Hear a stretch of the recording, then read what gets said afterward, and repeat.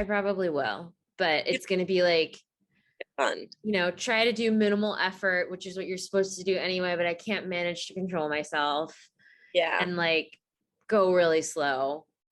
Yeah, just to have a really good time with it. Yeah.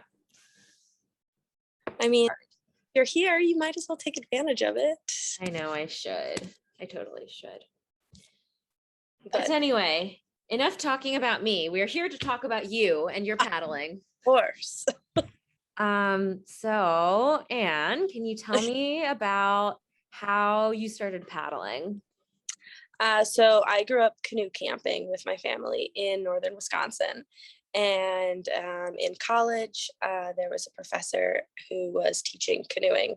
And so my first time racing was at a open canoe collegiate championships in Tennessee.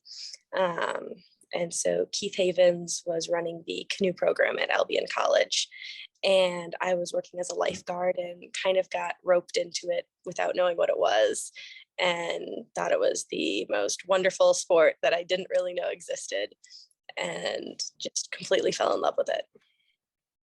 Awesome. Is this Keith Havens person related to the Havens family at WCC? Yes, he's a cousin, depending on which one it is. So he's Dan Havens' cousin.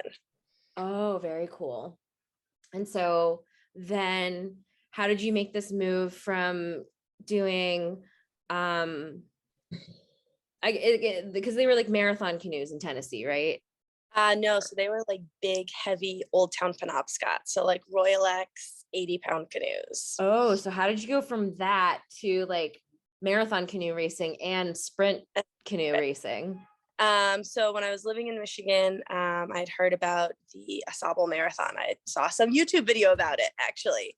And I remember sending Keith a message because we'd been racing together for a couple of years at that point, and asking him if he'd ever done it. He said, no, only crazy people do it. But he said the Bartons, they were some of the best marathon paddlers, and he had, I think, raced against them, maybe some in his younger years when he was racing sprint racing. And so he said, well, here's their address. You should go, introduce yourself. And I was way too intimidated to do that. And so then he kind of tricked me and he said, well, Rebecca Davis is a great paddler too. You should talk to her. But I didn't. Little did you know. Little did I know that after I talked with Rebecca, she was, super inviting and invited me to come and paddle. And we met at Barton Farms. And so I spent that summer paddling, like a couple days a week. I would go and paddle with them and try to keep up and learn as much as I could. And then that winter, I bought my first C1, a marathon C1, because I really wanted to race the Asable.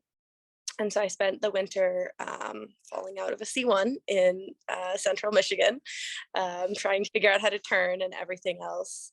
And then the next spring, I found a partner, Dwight Walker, who had raced the marathon like 20 some times. He was a veteran. And he and I spent the spring and summer training, and then got to race the Asable. And then after the marathon that summer, I joined the Navy, and I was stationed down in Pensacola, Florida. And when I was up to choose orders to where I wanted to go to be stationed, one of the choices was Washington, D.C. And so I had reached out to Keith because I'd heard about, his Uncle Frank and Uncle Bill and Bill paddling sprint canoes, and I really wanted to try that. And so he made the connection between me and the Washington Canoe Club and Dan Havens.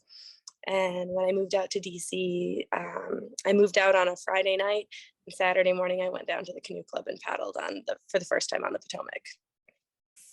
But then I was there for about 6 years paddling sprint canoes and having the time of my life. I'm kind of thinking about your comment about when you said like only crazy people do the Asable, and I was like, oh yes, a fellow crazy person. Only crazy people. Like I remember asking Keith about it, and he's like, well, you have to paddle all night and they pee in the boat and this and that. And I was like, okay, cool, I still want to try it.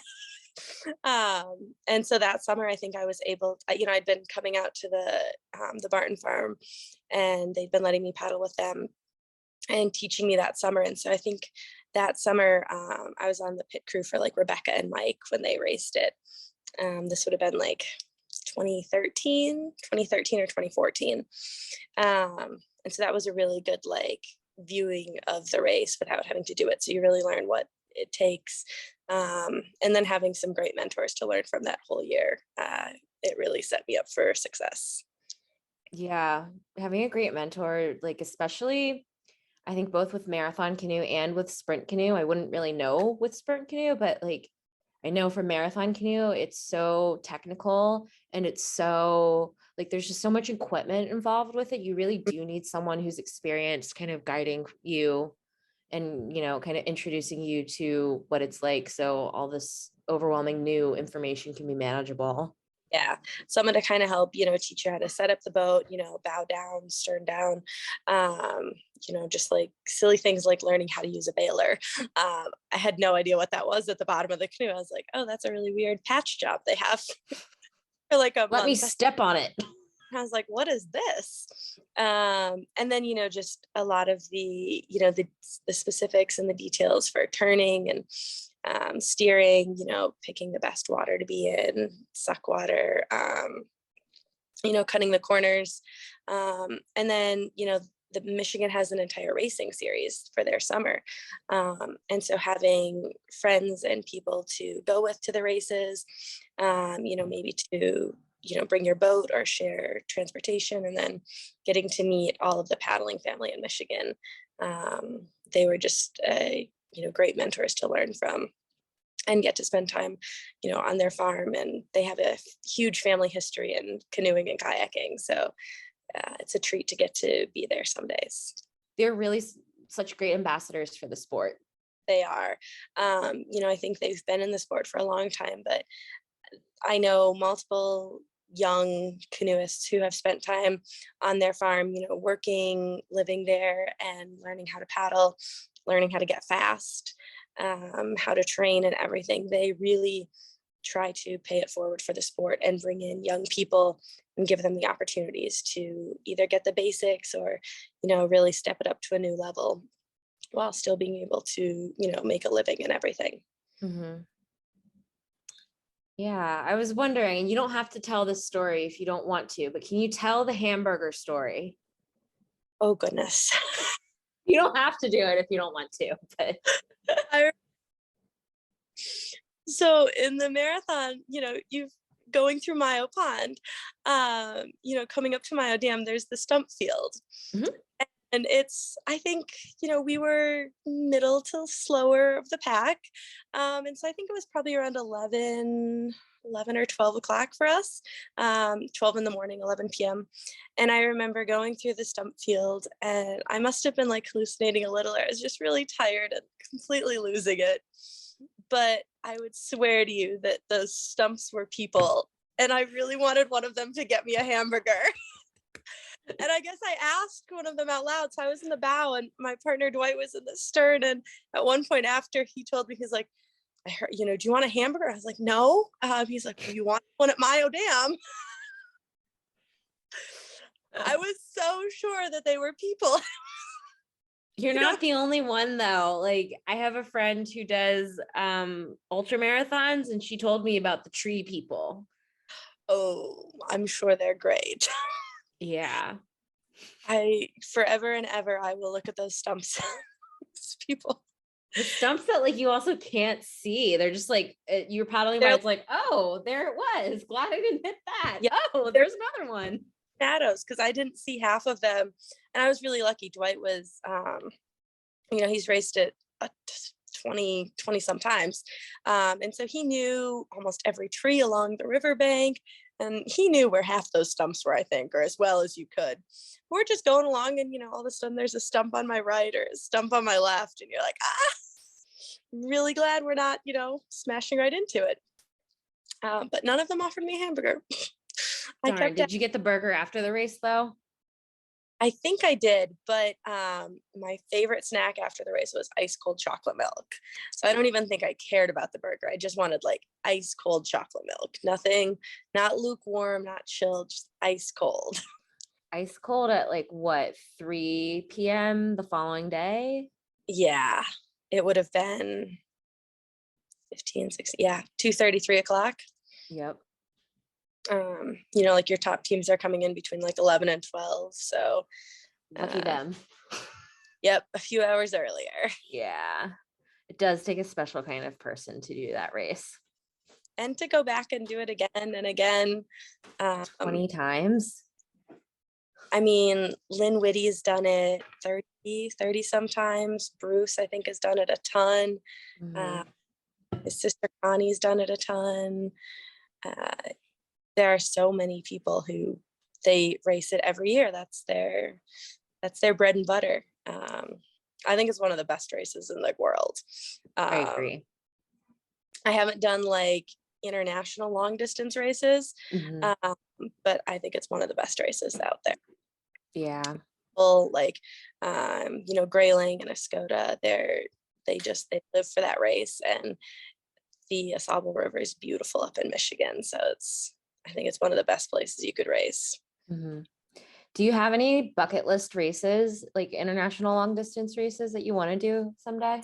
Oh, I really want to do the Texas Water Safari, but that's in the United States. So, okay, we can, I'll rephrase the question, any like bucket list long distance races? The Texas Water Safari and then the Yukon. Yeah. There is a really cool race that I know a couple of my friends have done down in, I'm going to mess it up, Peru or Costa Rica or Guatemala. I cannot remember what it's called. I know there's one in Bolivia, I think maybe, that Mary Schlimmer did. Yeah, Mary Schlimmer did it, but I want to say Gwen from Texas also has done it. Maybe it is the Bolivia one that I'm thinking of. Maybe. I thought that there was another one in Costa Rica that a friend of mine did. Yeah, maybe. I don't know what it is, but not sure what it is. But the two big ones I want to do are the Texas Water Safari and the Yukon. Partially because the 440 or the 1000? Oh, the 1000. The 1000. If I'm going all the way up there, I'm going for the whole thing. But it'd have to be like a year where that would be like the big race, because vacation time and stuff now would, take some juggling. And then also, I think I would just need a huge base of miles for the 1000, or just time in the boat. So training hours just to be able to be up there. Yeah. But also I've heard just like the nature and like the whole course is just so incredible. Yeah. So I think I want to do it more just to see, northern Canada, like the grizzly bears, the eagles. I've heard the mosquitoes are really bad though also, which I hate. So lots of mosquito netting and everything. But then I also think it'd be cool to do a long distance race where it's not as competitive, I don't think, as like the Asable, where you're not like racing the clock with, just for the one day. It's over like your 8 to 12 days, depending on how fast you are. And so having a little more time to, get out and see things as you're paddling a little bit more would be great. Do you have a favorite paddling moment? Like maybe something that happened at a practice or a race, or something that happened with another paddler, a specific trip that you took or experience you had, or if there's like, I don't know, some sort of impressive nature sighting? There are way too many to pick from. One of my favorite paddling moments is like every year I go down to Tennessee the last weekend of September, and there's a triathlon that's a canoe, run, swim called the Nantahala Outdoorsman's Triathlon. And it's a Saturday and Sunday race, but every Thursday and Friday, a lot of the racers will go down and they'll practice run the river, try different routes. And it's not super competitive. You kind of run through each rapid, you stop, you regroup. And then in the evening, we'll all go out for, like pizza and drinks and whatnot. And it's some of my favorite people in the canoeing world who are there. And so I love the camaraderie. I love being on the water down there, and then spending all the time with friends and family who you don't always get to see all the time. It's kind of like a big reunion. And that's one of my favorite places to paddle. And I look forward to that every year. Yeah, it sounds like another like really big piece of community involved in that experience is kind of like what makes it. Yeah, so it's not even the river. Like the Little Tennessee River is a beautiful river, but it could be on any river. It's all the people in one place. You before COVID, we would see, a lot more of them at a lot of the races regularly, but now, still some of the races are slow to come back. And then, people are moving around and life changes a little bit. And so that's that one weekend a year that a lot of those friends all get together still for that race. And so getting to see everyone catch up on their life, see how big kids are getting, talk about what you're doing in life and everything that's going on. And just being able to enjoy the water together. It's one of my favorite things to do. Awesome. Why are you passionate about paddling specifically, and why paddling and not other sports? Ooh, so for paddling for me, I really like being on the water. I like that the water is, you're never going to paddle the same water ever again. It's always changing, it's always moving. So I feel like you get to take advantage of whatever you get at that day. It'll never be the same. And I think it makes you a better paddler, a better water person. But then also, I really like that paddling you can take as seriously or as recreationally as you want. So you can go out on a day and you can make it a really strenuous workout, or you can go out and you can float around on a lake or, float down a river and just look at the nature. It can be a safe place, just for you to enjoy it, or it can be a place where all of your friends get together. Would you say that paddling has changed your life? Yeah. When I started paddling more competitively, I had never traveled internationally. I had no idea there were so many different sports or disciplines within inside the canoe world. It's given me a job, it's given me friends, it's given me memories, it's given me a purpose in life. And it's really kind of been like a backbone of getting me through like my college years into my 20s. And it's just kind of been there through all of it. Yeah, those years you're describing are so challenging, but it really sounds like for what you've been sharing about like moving and like going different places and trying different disciplines, that it's really been like a really great foundation no matter where you go. It's no matter where you go, you can usually find a body of water. You can find a body of water. Paddlers in general are a great group of people, and so you can always reach out and make friends. I was driving cross country like 3 weeks ago, and the Yakima rack on my car broke, like the mount did, and so one of my boats blew partially off the car. It was a disaster, but the perk of it was as I was driving the rest of the cross country, I was calling to try to find parts along the way. I was looking online, like on Facebook Marketplace, trying to see if anyone had anything that I could get because the supply chain was really, behind. By the time I made it to Nevada, I called like 8 different canoe clubs, and I got a hold of a newer recreational kayak rental club. And the guy let me store my canoes in his garage for the day while my car and the racks got fixed and everything. He had no idea who I was. He just kind of gave me the key to his boat garage and let me store the boats in there. And so just the paddling community is so wonderful. I think they're just really open and inviting. They're some of the most competitive yet welcoming people, like you'll watch someone who you're going to race against, they'll loan you their really good boat so that you have a better boat and it's a more competitive race for them. I don't think you get the same level of negativity from competitors in paddling as you do in some other sports. Yeah, that's really awesome. I'm glad that like he was able to help you out. And it was so Yeah, trusting too. Like there really is something special about the community. they're just they're wonderful people, and so If you're ever in Nevada or Las Vegas, veteran kayak rentals, I highly recommend them.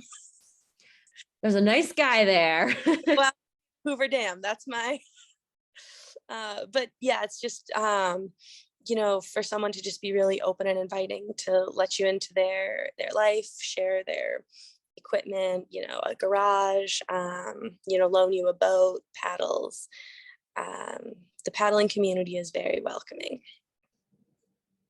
So what's one thing you want to see more of in paddling? Like collaboration, cultural preservation, or like spreading culture, growth in the sport, like more young people. I don't think you're gonna say like more friendly people because you No, find these people, which is awesome. But no. like, what is something that you want to see more of? I think we need to have more opportunities for youth to race and to get involved in the sport. At the same time, making it affordable for youth and adults. If that's what I'm going to call myself now. Um, I think uh, you're actually younger than me, Anne. So if you're an adult, I have to be an adult too. So, or we could just like we have to come to an agreement. Are we kids still, or are we adults? Kids or adults, maybe we're like neither, but we don't have to identify as either. Yeah, I like that answer. No, so I think in order for the sport to grow and continue, we have to have more kids. Like I'll go to races, and I think the average age of people at races is between 40 and 50 sometimes when I go. And predominantly, from my experience, more men than women, especially in singles, which is okay on that level. But I think making like what the USCA does for their nationals is they have specific races just for kids. They don't overlap with the adult races. So the boats are already going to be there. And so it makes it easy to bring kids to the race. And either, they get to borrow mom, dad, or uncle's boat, or they have like youth adult, C2 or K2 races. I think more races should have opportunities for kids to also race in them to bring kids into the sport. But then also I think like the kids races, they can't be so expensive that you're making it unaffordable. The same with like memberships and stuff. For like the ACA, the memberships are $30 a person. If you've got a family of, 2 kids and 2 adults, that's $120. That can be a lot for some families. So making the ability for like families and kids to be involved in the sport on a competitive level more affordable and more available. Mm-hmm. Would you say that the onus of bringing youth into the sport lies mostly with the organizations, or is there things that individuals could be doing more of? I think both. I definitely don't think it's just the organization's responsibility. I think individuals, when you go to a race, try to bring a friend with you to introduce them to the paddling sport. Have a spare canoe and take, once a month or twice a month, try to take a friend out and, show them the water. Teach people that the sport of paddling exists. Some people don't even know that canoeing is a sport. They've heard of kayaking, or they assume canoeing is rowing, but they don't know that canoeing exists. So I think introducing, a friend, to the sport a couple times a year, once a month, invite them to a recreational race, or like a amateur novice race or something. And I think it's also our job as like ambassadors of the sport to introduce people to it. Yeah, absolutely. Those are all such great suggestions.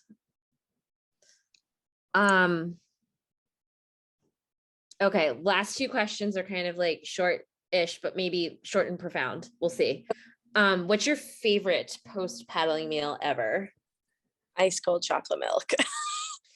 Don't even need the food, just the ice cold chocolate milk. Got the protein, you got the chocolate, Yep. carbs, All of it in one. great shape. And if you had one piece of advice for any young or any like aspiring competitive paddler, what would it be?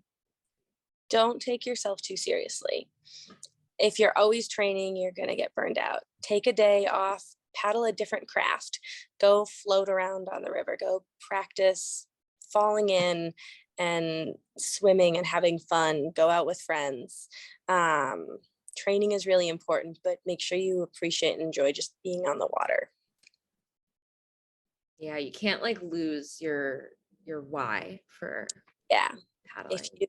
If you always train, you get so focused on racing and competing and winning that you forget to appreciate the fact that you're on a beautiful body of water, maybe completely away from the city, the hustle, the bustle, the noise. Look around, look at the birds, look at a fish, um, watch your canoe glide perfectly through the water, and just appreciate the serenity of that. I was wondering, like, so you've moved from being primarily in DC, Washington, DC, to now being Washington State. And I saw like on your Facebook that you bought an OC, you bought maybe 2 OC1s and you have a Marathon C1 out there. Yes. So I How's bought your paddling going lately? It's been a little bit of everything, not as much as I've actually wanted because it's been really busy, but I try to get out like a couple times a week. I've got the OC one because we have Lake Washington and the Puget Sound. So I got to paddle over by Deceptions Pass and the OC one, which was really fun. I think I've seen videos of that. It's like you can downwind on that. You can downwind on it. It's the wind comes in and it can be great for windy conditions, for getting a short downwinder, but you also have to pay attention to the tides because it's really tidal. It's one of, I think, the biggest ebb and flow tides, one of the most I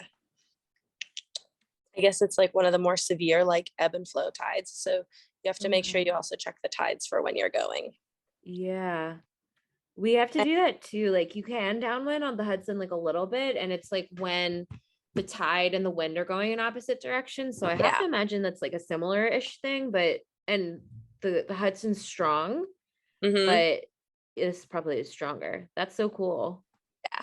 And then, we've got a lot of really nice little rivers. So I've got a Marathon C1 and a Marathon C2.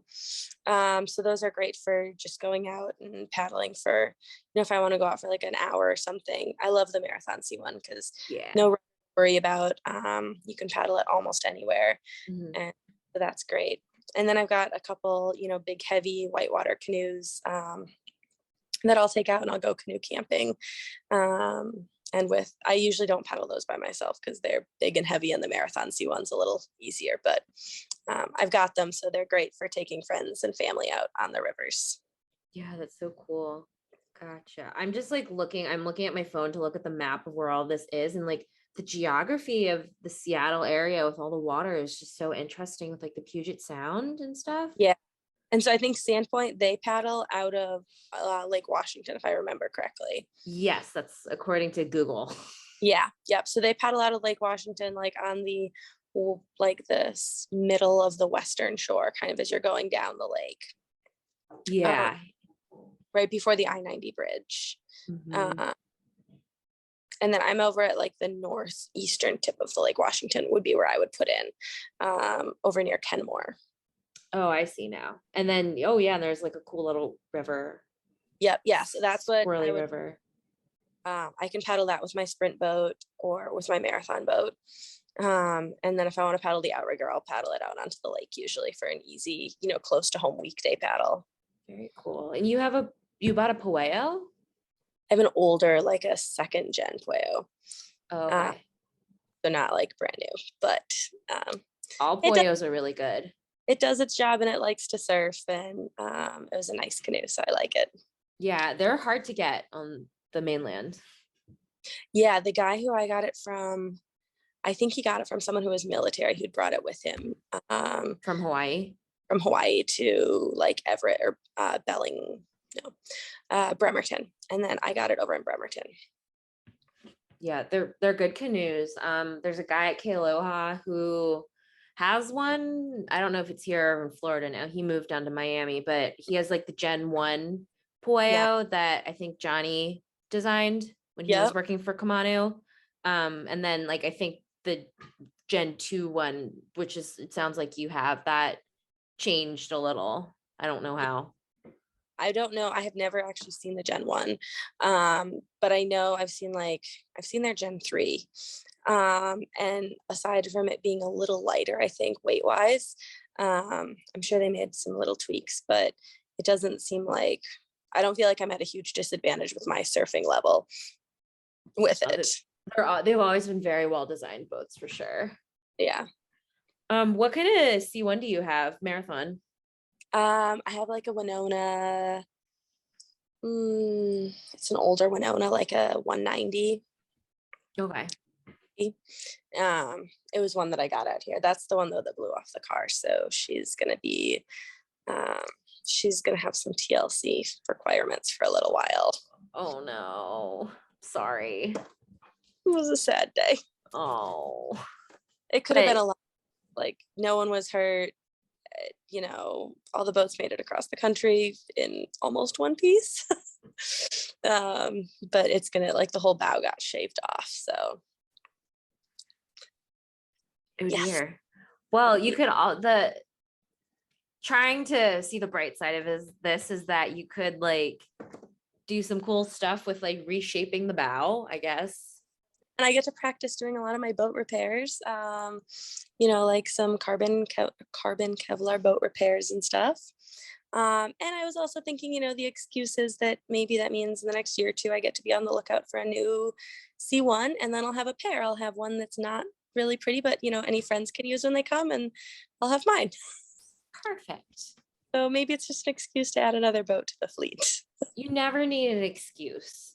And the correct number of votes to have is always 100. correct. Yep. Correct number of votes is n+1, n being the number that you currently have.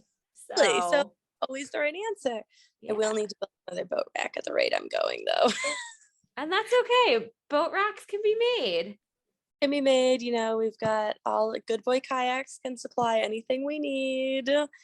Yes, Good Boy Kayaks. We love Good Boy Kayaks here. Only reason that my canoe was not more damaged was because it was in the Good Boy rack, and so it basically it hit the ground, but then it skated on the Good Boy rack. Oh wow. Yeah, and it stayed on the rack, right? Yeah, so it was like the Yakima rack that it broke off, and so the canoe happily nestled in its Good Boy rack. It just skated along in that. Yeah, I was talking a little bit to people that don't use the Good Boy rack, and they guess they just have like either like the Thule or Yakima thing, and they have like the clips. And I was like sending pictures of the marathon adapter for the Good Boy rack to them. They're like, oh, that looks really stable. You don't need like a bow line and a stern line. You should be fine with just having like a body strap and the two straps on the rack. And like if you really want, you could have a bow line, but it really is just so stable. Yeah, it's super stable. It was like horrible windy conditions, and I think that was what did it. It was windier than anything I've ever driven through. Yeah. I learned my lesson. I won't be driving in the Southwest in the springtime ever again with canoes. Okay. Notice to everyone, don't do that. Southwest, high, strong wind advisories, don't go out. Yeah. Try to hide somewhere until the wind has died. Pretend that you don't have anywhere to be, and, give yourself time to get there. Yeah. All right. Well, thank you so much, Anne.